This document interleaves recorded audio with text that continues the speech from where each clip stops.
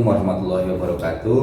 Saya Suharjono, CGP Angkatan kelima, asal sekolah SMA Negeri 1 Kota Gajah. Hari ini saya akan mengadakan sesi wawancara dengan Kepala Sekolah Ibu Hersuya Damayanti FPD dalam rangka wawancara pengambilan keputusan. Assalamualaikum Ibu. Waalaikumsalam warahmatullahi wabarakatuh. Selamat pagi. Pak, gimana kabarnya? Sehat? Alhamdulillah sehat Ibu. Ibu mohon waktu untuk wawancara terkait dengan pengambilan keputusan di sekolah. Ya, silakan, boleh. Mudah-mudahan manfaat. Ya, Ibu. Ibu, bagaimana selama ini dapat mengidentifikasi kasus-kasus yang merupakan dilema etika atau dilema bujukan moral di sekolah ini? Ya, yang pasti kalau dilema etika ya yang terkait dengan guru, dengan staf, dengan siswa. Ya, ini memang terkaitnya dengan kedisiplinan. Ya, disiplinan. Kalau siswa sudah pastilah itu saya tidak sulit gitu karena memang mereka sudah diatur dengan tata tertib sekolah. Tapi terkait dengan guru dan staf ini karena memang sudah dewasa gitu. Kadang diomongin juga sulit memahami gitu. Ya ini saya harus gunakan tupoksi gitu untuk mengarahkan mereka supaya bisa menjadi lebih baik dan menjalankan tugas tanggung jawabnya dengan baik dan benar. Jadi memang saya perlu gitu untuk melakukan pendampingan yang benar-benar bisa membelajarkan mereka untuk merubah sikap terkait dengan disiplin ini tadi. Ya pasti adalah 1-2 guru atau 1-2 staf yang agak sulit gitu kita ubah gitu, supaya menjadi lebih baik. Itu yang dilema etika. Kalau yang bujukan moral, Bu, pernah ada kasus seperti itu, Bu? Ya kalau bujukan moral ya ada gitu ya, terkait dengan masyarakat dengan orang tua, misalnya seperti PPDB gitu kan. Ini kan namanya SMA Kota Gajah kan termasuknya unggulan di Lampung Tengah, itu pasti adalah yang Bu, titip Bu, anak saya titip ponakan ya, entah ponakan dari mana gitu ya, pasti mereka mencoba titip-titip. Tapi saya katakan kita sesuai prosedur. Kita sudah ada juknis dan kita tidak bisa tidak mengikuti juknis yang ada. Artinya ya tidak ada titip-titipan. Kalau mau mendaftar PPDB ya ikuti peraturan yang sudah ditentukan. Artinya pernah ada lah Bu yang bujukan moral. Pasti ada. Iya Bu. Dalam mengambil keputusan itu kan nanti ada 2 kepentingan yang berbeda Bu. Bagaimana Ibu mengambilnya dari satu sisi atau kedua sisinya Ibu juga pertimbangkan? Ya harus 2 sisi dipertimbangkan. Iya. Jadi jangan sampai ada yang dirugikan. Jadi saya harus benar-benar bijaksana, adil ya. Karena ketika saya salah mengambil satu buah keputusan, ini kan bisa merugikan salah satu pihak. Iya. Dan ini harus saya cari tahu dulu gitu kan kebenarannya, itu udah pasti. Dan jangan sampai saya mengambil keputusan ini salah gitu. Kalau sampai salah ini kan ada yang terdiskriminasi gitu ya, ada yang merasa saya rugikan akhirnya nanti. Dan ini berdampaknya negatif baik untuk diri saya maupun untuk si yang memiliki kasus atau masalah tersebut. Intinya adil dan tidak saling merugikan. Ya, intinya adil dan tidak saling merugikan. Ya. Selanjutnya kan pasti ada langkah atau prosedur ketika Ibu harus mengambil sebuah keputusan. Artinya tahapan-tahapan itu pasti Ibu jalankan. Di antaranya seperti apa Bu tahapan itu? Ya, saya menggali informasi dulu yang pasti dari kedua belah pihak. Gitu. Kalau memang ada 2 kasus gitu, saya cari dulu informasi, kemudian dan itu nggak cukup. Kadang saya menggali informasi dari orang-orang yang dari sekitarnya. Gitu. Apakah ini benar? Seperti apa sih ini kok? Karakter ini seperti apa? Itu kadang saya juga perlu gali informasi. Kemudian saya cari dulu data-data yang pasti, yang akurat gitu ya. Kemudian saya juga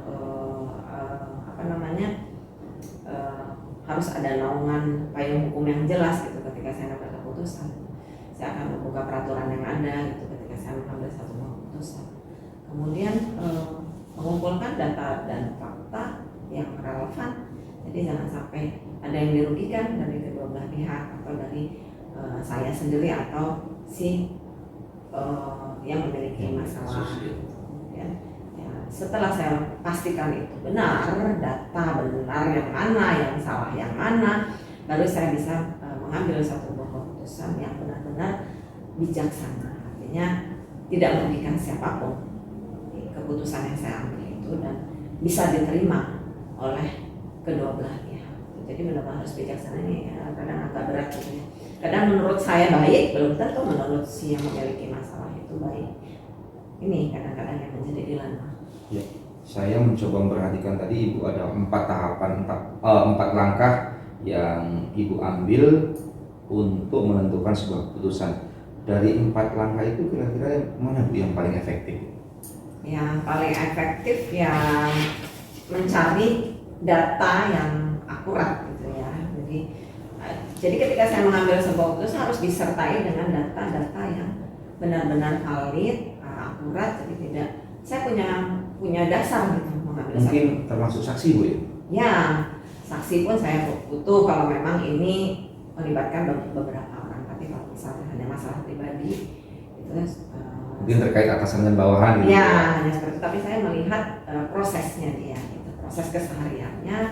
Paling kalaupun saksi itu tidak ada saksi tunggal, saya menggali informasi dari beberapa orang dan saya kumpulkan, mungkin juga dari siswa gitu, juga pun saya ambil sebagai bukti otentik saya gitu untuk mengambil satu keputusan. Dan tidak saya hanya ngomong kata si A, kata si B, tapi saya tidak punya data yang pasti. Dan kadang omongan ini kan like dislike ya. Jadi kalau orang yang suka sama dia memiliki kasus, mungkin dia akan membagus-bagus. Tapi kalau dia nggak suka, pasti dia akan menjelek. Nah, ini saya tidak bisa menerima yang seperti itu. Jadi memang data itu harus akurat. Kemudian setelah Ibu ambil keputusan itu pasti ada tantangan, ada hambatan. Satu sisi mungkin karena peraturan, satu sisi mungkin Ibu tetap mengedepankan rasa empati atau ya kemanusiaan lah Bu. Pasti Ibu mengalaminya. Ya, pastilah itu. Ada contohnya Bu? Ya, contohnya ya seperti namanya guru kan memang tugas pokoknya di sekolah, staf itu juga tugas pokoknya di sekolah. Tapi kan mereka juga punya keluarga, punya hidup masyarakat kan juga, lingkungan. Dan bisa jadi mereka di lingkungan itu sebagai tokoh masyarakat gitu yang menjadi mengayomi juga di sana. Dan ketika mereka minta izin ke saya gitu, maaf Bu, karena ini kan ada pembangunan masjid di lingkungan saya dan saya di sini sebagai ketua panitia, gitu kan, saya harus izin karena hari ini pemasangan batu pertama misalnya. Tapi saya juga ada jam di sini. Nah ini kan nggak mungkin tidak saya izinkan gitu. Zolim juga saya gitu karena terkait dengan hubungan mereka dengan masyarakat di mana mereka sehari-harinya ada di situ. Dan ya saya tetap izinkan dengan memiliki rasa toleransi dan dengan punya hati dan perasaan gitu ya. Tapi saya minta tolong kondisikan kelas yang ditinggal. Artinya tugas pokoknya di sekolah tetap tetap bisa. Ya syukur kalau misal dia bisa bekerja sama dengan tim satu mata pelajaran, jadi temannya bisa masuk ke kelas menggantikan posisinya. Nah ini harapan saya sih seperti itu. Jadi hubungan antara guru dengan MGMP-nya itu baik. Jadi ketika dia izin memang urusan dengan mungkin kondangan mungkin gitu atau dia antar manten misalnya itu kan kadang ya saya harus punya rasa toleransi. Kalau dia nggak mau ikut nganter dengan alasan dia ada jam aja, karena masyarakat nggak mau tahu. Iya Bu. Masyarakat, apalagi mungkin saudaranya Bu. Iya, apalagi saudara, keluarga gitu, masih kerabat itu kan nggak mungkin. Dan ini kadang dilemanya di sini gitu. Jadi di satu sisi ini hidupnya juga bermasyarakat, di satu sisi dia memiliki tugas dan tanggung jawabnya di sana. Tapi ya saya harus berikan menyikapinya supaya dia juga bisa menyerahkan tugas dan tanggung jawabnya untuk hari itu. Tapi jangan terlalu sering juga. Kalau hampir tiap minggu alasan izin, yang resepsi yang ini ya itu nggak boleh juga sama saya. Iya, artinya ada dua mata sisi yang memang harus berimbang Bu. Iya, tetap. Kemudian Ibu apakah mempunyai tata kala atau jadwal ketika menangani sebuah kasus, atau kalau kasus itu memang bisa diputuskan hari itu, Ibu akan menunda atau diputuskan hari itu? Kalau kasus-kasus kecil ringan itu biasanya saya putuskan langsung. Langsung, artinya ini kan hanya kasus kecil dan tidak akan merembet kemanapun lah. Jadi ketika saya putuskan hari itu ya mudah-mudahan clear dan selesai. Saat itu langsung saya selesaikan. Tapi jika kasus berat gitu, yang saya membutuhkan informasi dan juga data-data akurat, dan jika saya mengambilnya salah dan ini berimbas ke atasan atau ke instansi pendidikan gitu ya, bukan hanya sekolah tapi langsung ke atas dan sebagainya, pasti ada. Saya juga kan nggak bisa memutuskan itu sendiri tidak mungkin gitu. Karena ketika saya salah pasti saya akan dipersalahkan, tapi ketika saya sudah prosedural gitu, saya harus komunikasi misal terkait dengan kasus berat atau masalah berat yang ini nanti bisa mengimbas kemana-mana, saya akan konsultasi langsung ke atasan, misal ke Kabid Bidang FPSMA gitu, atau ke Capdin Wilayah 6 gitu yang atasan saya langsung. Kemudian yang membina saya seperti pengawas pembina sekolah, ini saya juga harus mintakan pendapat. Kalau hubungannya dengan masyarakat orang tua, saya harus komunikasi dengan komite.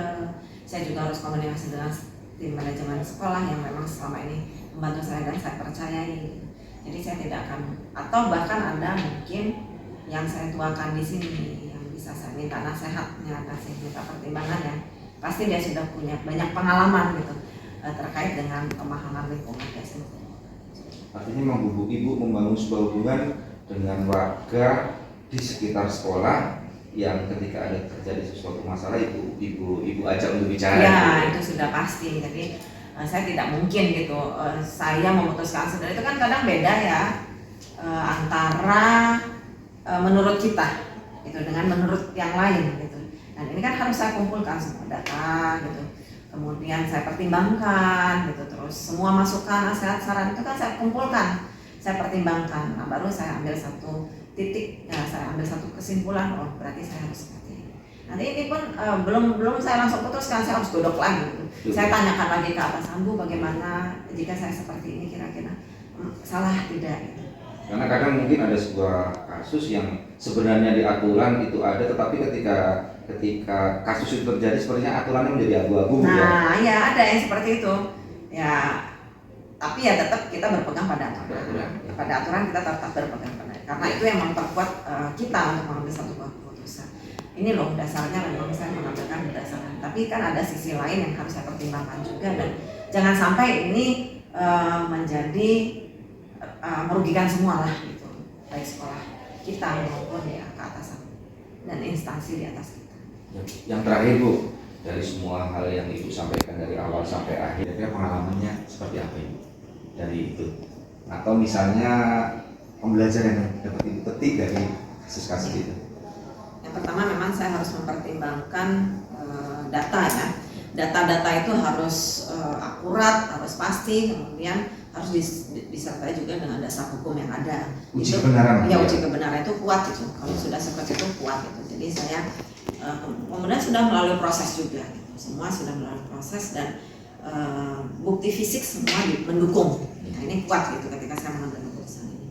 Kemudian yang kedua yang mempertimbangkan perasaan hati gitu ya, perasaan, rasa iba, rasa empati mungkin ya, empati terhadap guru, karena saya juga kan hidup bermasyarakat juga, saya juga punya keluarga juga gitu, dan kalau kita tidak punya empati gitu, mati rasa rasanya itu, mungkin seperti itu, masa kita mati rasa gitu, artinya kita tidak mempertimbangkan menggunakan hati lagi, tapi kita pakainya cuma pakai otak aja, tapi hati tidak, itu juga tidak baik gitu. Jadi kita mengambil satu atau kita nanti harus kembali masyarakat gitu. Iya, karena saya juga kan hidupnya juga bermasyarakat. Ada kalanya saya juga harus meninggalkan tugas pokok saya di sekolah untuk kepentingan keluarga, dan ketika saya juga seperti itu, masa guru saya atau staf ketika ada kepentingan pun tidak saya berikan toleransi.